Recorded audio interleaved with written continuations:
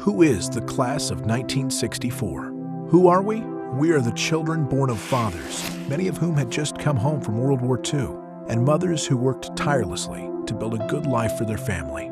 Parents who never asked themselves if they were happy or fulfilled or stressed, but who wanted their children to have a good life, one better than they had, and they knew their responsibility was to their family.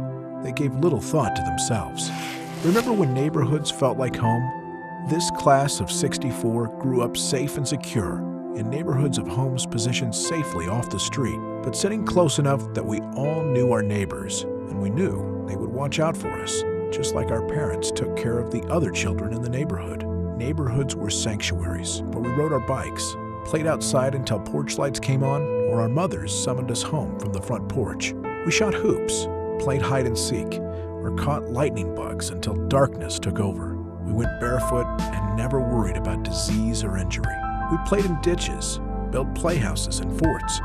We could pump a board swing so high it felt as if we were soaring to the top of the trees. Reading, writing, arithmetic. Sally, Dick, Jane, Spot, and Puff were our school reading family, and we all wanted to live on Cherry Street. We spent hours practicing cursive letters so we would have good penmanship. Standing in the corner for misbehavior or getting up paddling was acceptable behavior modification.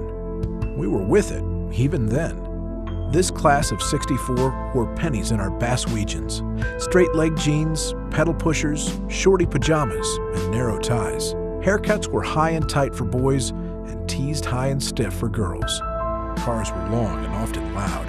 Music had a tune, and we could sing along because we could understand the words. B&W moments with Ed Sullivan, the Beatles, and our hometown hero. The Beatles were the hot sensation, and we sat glued to our black and white TV sets to see their first performance on The Ed Sullivan Show. We loved Elvis and basked in the fact that we shared the same hometown. Ah, the weekend. Friday night lights to Sunday night shakes. Friday nights were football or basketball games, and Saturday was a date night.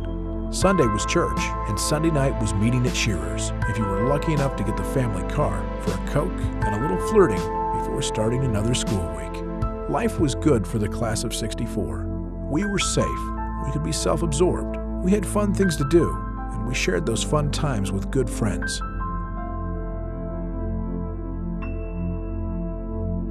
Some of our good friends, however, are no longer with us, and we honor their friendship and their memory tonight.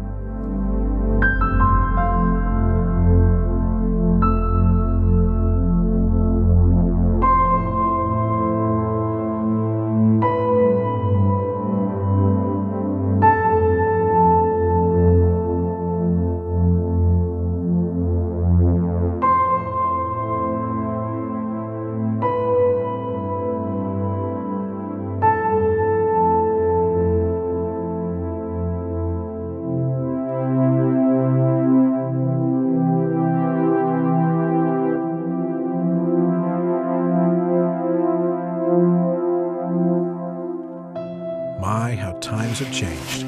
This class of 64 has seen many changes since we went our separate ways. We went from slide rules to calculators to computers.